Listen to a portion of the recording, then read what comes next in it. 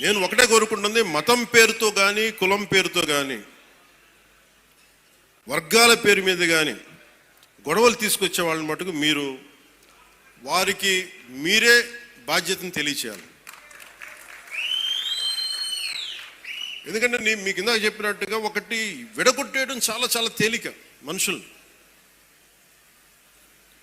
ఈ రోజున మనం మాట్లాడుకోవాల్సిన రైతాంగం గురించి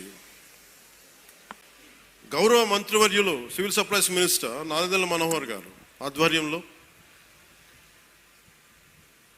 గౌరవ ముఖ్యమంత్రి శ్రీ నారా చంద్రబాబు నాయుడు గారి నేను చాలాసార్లు సందర్భాలు చెప్పాను, ఆయన అనుభవం చాలా అవసరం అని.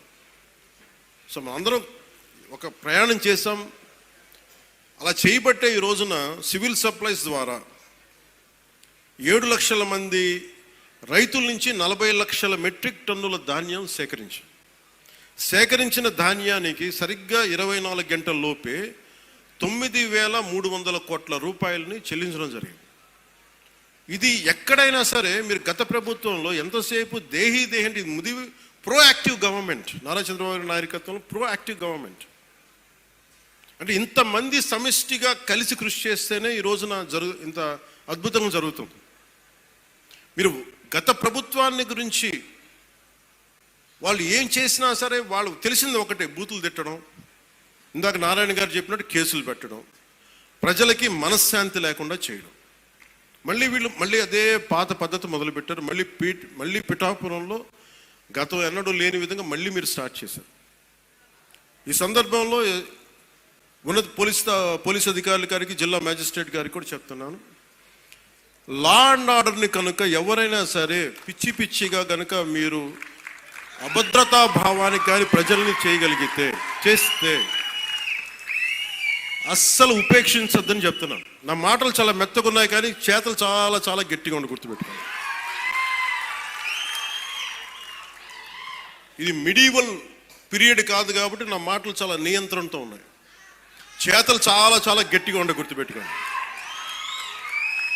ఎందుకని మీరు రాజకీయ పరంగా ఏదైనా చేద్దామంటే సంతోషం, అది మీరు ఒక విమర్శ చేయండి, ఇక్కడ అభివృద్ధి బాగలేదు, ఇంకోటి బాగలేదు. కానీ మీరు కులాల మధ్య, మతాల మధ్య గొడవ పెట్టేద్దాం అనుకుంటే వాటిని మెరుగు నేను వ్యక్తిగతంగా చాలా పర్సనల్గా తీసుకుంటాను. ఎందుకంటే I believe firmly in the foundations of our constitution. నేను రూల్లే మాట్లాడతా, రూల్నే అప్లై చేస్తా. అది దయచేసి ఉన్నతాధికారులందరూ, అది మీరు కలెక్టర్ గారు కావచ్చు, ఎస్పీ గారు కావచ్చు, మీరు ప్లీజ్ అది మీరు చాలా ఫర్మ్గా అప్లై చేయండి.